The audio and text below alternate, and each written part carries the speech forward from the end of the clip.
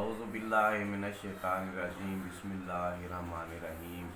میں ہوں professor Malik Bashir, English short hand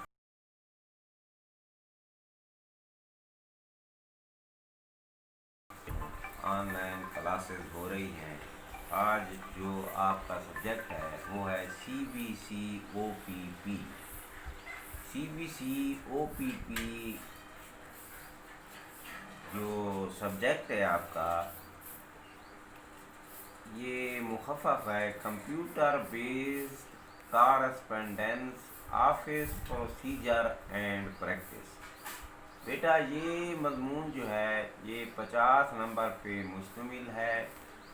10 number کا اس کا آبجیکٹیو ہے اور 24 نمبر اس کے شارٹ کوشچن ہیں جو کہ سبجیکٹیو سے تعلق رکھتے ہیں، اور 16 نمبر اس کے جو ہیں وہ لانگ کوشچن ہوں گے۔ آج کا ہم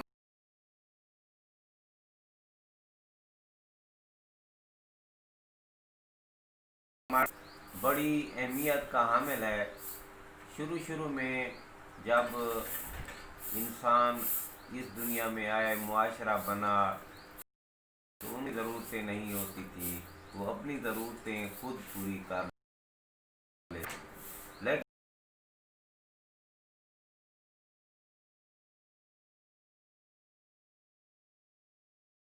وجود میں آئی اور حکومتیں بنی۔ پھر حکومت کی جو معاملات ہیں ان کو چلانے کے لیے اور کاروباری جو معاملات ہیں ان کو چلانے کے لیے جو ہے وہ 3 قسم کے ہوتے ہیں۔ ایک سرکاری دفتر، ایک نیم سرکاری اور ایک کاروباری دفتر۔ جو سرکاری دفتر وہ گورنمنٹ آف پاکستان یعنی وفاقی حکومت اور اس کے ذیلی جو صوبائی حکومتیں ہیں ان کے مرکزی ادارے اور ان کے ذیلی ادارے، اور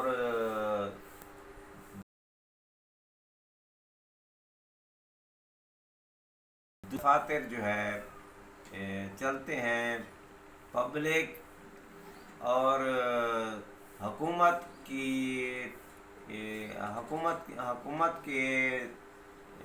اشتراک سے، تو ان کو نیم سرکاری دفتر کہا جاتا ہے۔ اور جو کاروباری دفتر ہوتے ہیں ان کو جو کاروباری حضرات ہیں وہ چلاتے ہیں۔ تو دفتر کی تعریف جو ہے، دفتر کی تعریف ہے کہ دفتر ایک مرکزی جگہ ہوتی ہے جہاں پر تمام امور کی نگرانی کی جاتی ہے اور تمام مسائل جو ہے حل کیے جاتے ہیں اور تمام امور کو چلایا اور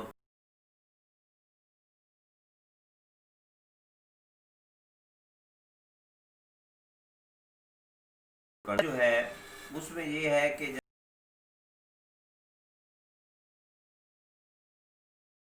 اس کا اہتمام کرنا ہے اور کس طریقے پابندی میں شامل ہوتا ہے۔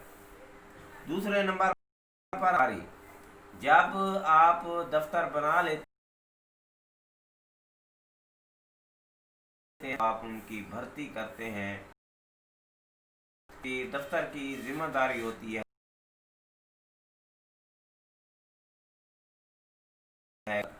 جب آپ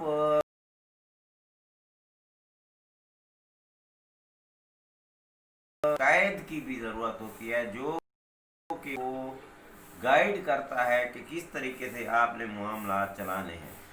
چوتھے نمبر پر کنٹرولنگ جو ہے یہ بھی دفتری اہمیت میں شامل ہے، کیونکہ دفتر جو ہے وہ تمام امور کی کنٹرولنگ کرتا ہے۔ جب تک کسی چیز کو کیا جائے تو وہ چیز صحیح طریقے سے نہیں چلتی۔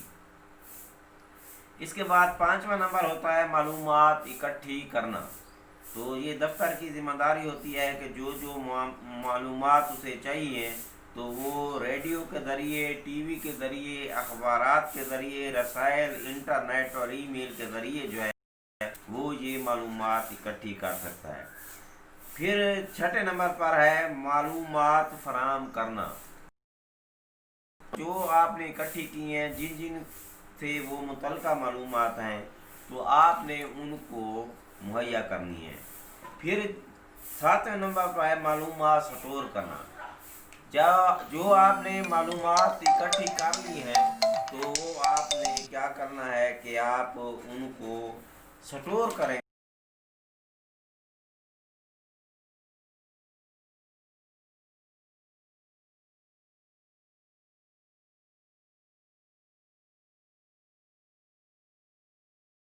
फिर आप कंप्यूटर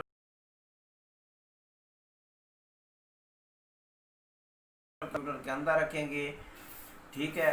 और आप क्या नाम है, सादा जो तरीका है फाइलिंग बनाने का वो भी कर सकते हैं। फिर शोबा जात में आपने राब्ता ज़ाब्त पैदा करना भी ये भी मालूमात हैं, उनको जिन जिन शोबों में राब्ता रखना है और कंट्रोल करना है, तो उनके साथ उसने अपना कोऑर्डिनेशन रखना है। असातिज़ा की हिफाजत करना भी दफ्तर की अपना जिम्मेदारी होती है। जो बिल्डिंग है, मशीनरी है, खाम माल है, फर्नीचर है, तो उसको भी उसने महफूज रखना है ताकि वो ख़राब ना हो। फिर अशिया की ख़रीदारी और फराहमी भी दफ्तर की जिम्मेदारी होती है कि वो जनाब अली अशिया मुहैया करे। 12वां नंबर है तमाम अमूर का रिकॉर्ड रखना। जो भी आपने काम किए हैं तो उनका आपने है और शोबों की कारकर्दगी को जांचना है। फिर है 13वां नंबर है आजिर और अजीर के दरमियान बेहतर ताल्लुकात आपने कायम करने हैं। आजिर कौन होता है? जो कि आपको रोज़गार मुहैया करता है या आपका जो नाज़िम होता है, और अजीर वो होता है जो उसके अंडर काम करता है। तो इनके दरमियान जो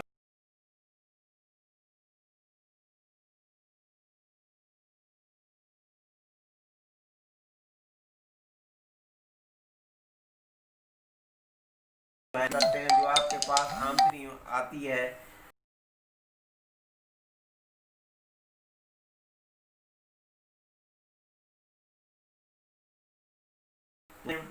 जानबूझकर कोई गलती तो नहीं हुई, या जनाब आली कोई जो है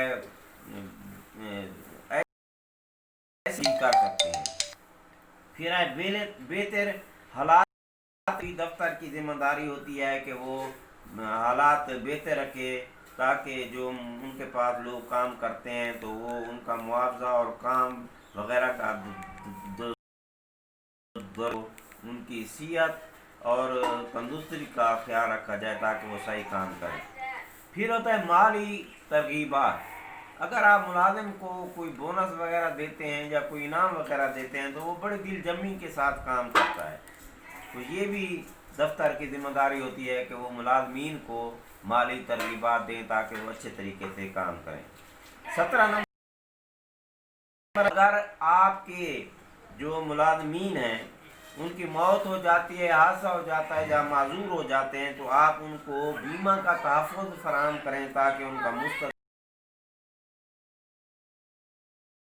को एम्प्लायर जो है उसका रवैया मजदूरों के साथ अच्छा होना चाहिए ताकि काम से चल सके।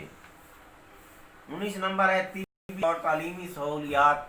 अगर आप अपने मुलाजमीन के बच्चों को उन्होंने पढ़ना है और आप उनको तिब्बी सहूलियात यानी डिस्पेंसरीज वगैरह का और तालीमी सहूलियात यानी स्कूल का कोई सहूलत देंगे तो वो अच्छे तरीके से काम कर सकेंगे।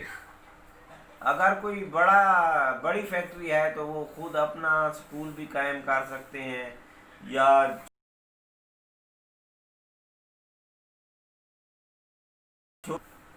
मुलाजमीन के बच्चे पढ़ सकें। 20वां नंबर है मुतफरक समाजी खिदमात। मसलन ये है कि मुलाजमीन जो है उनको मुस्तकिल मुलाजमत दी जाए, उनको तरक्की के मौके दिए जाएँ, उनको रिहायशी सहूलतें मुहैया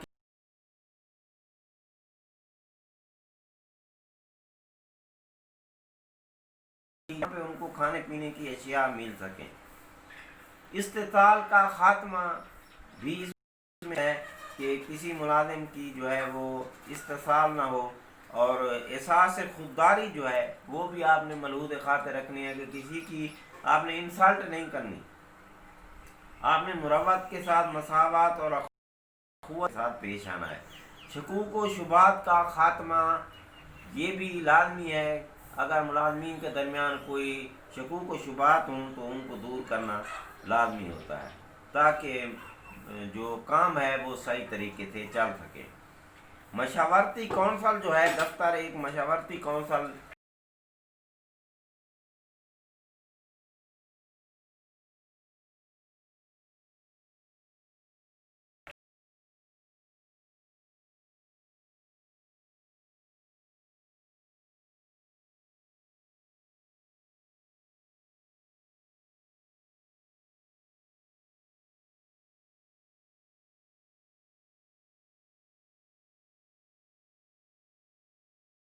محمد مراد سعید اس کا رائٹر ہے، وہ آپ لے لیں، اور میرے لیکچر جو ہے وہ جو کیا نام ہے جو ہوں گے 9:30 بجے، تو آپ نے ان کو پڑھنا ہے۔